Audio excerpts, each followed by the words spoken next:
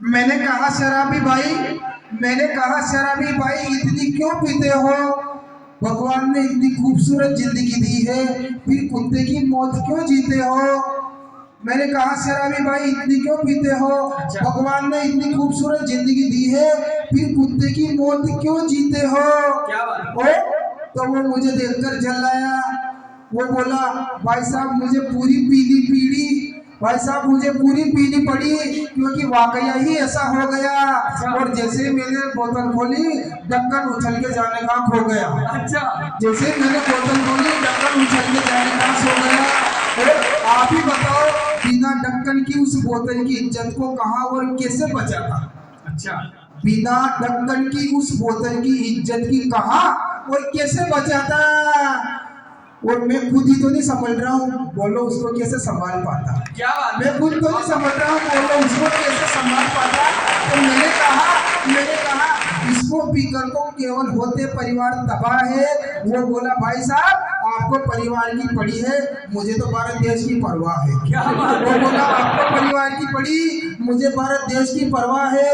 क्योंकि क्योंकि आप भूल गए जब कोरोना के समय देश की अर्थव्यवस्था डगमगाई थी, तब घर से निकलकर हम शराबियों ने सबसे पहले अपनी जिम्मेदारी निभाई थी। सही बात है। घर से निकलकर हम शराबियों ने सबसे पहले अपनी जिम्मेदारी निभाई थी। और जब भी इस देश पर आर्थिक संकट आया, कोरोना में पूरा मार्केट बंद था, लेकिन सरकार ने फिर भी ठेका खुलाया। कोरोना में पूरा मार्केट बंद था, लेकिन सरकार ने फिर भी ठेका खुलाया।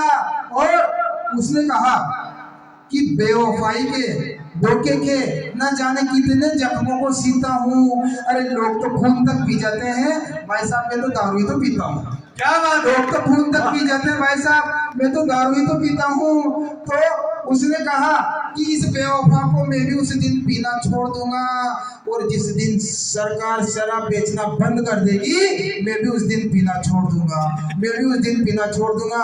और अंत में उसने एक बात ऐसी कही थी भाई साहब जिसको सोचने के लिए मुझे विवश होना पड़ा।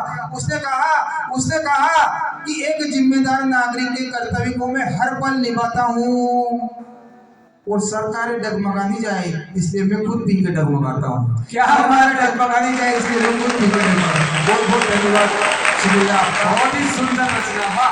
वंडर सीमेंट के माध्यम से आज मेरे मित्र भेरू नकराला ने ये कविता पहली बार वंडर सीमेंट के माध्यम से हमारे सम्माननीय कारीगर सज्जनों के बीच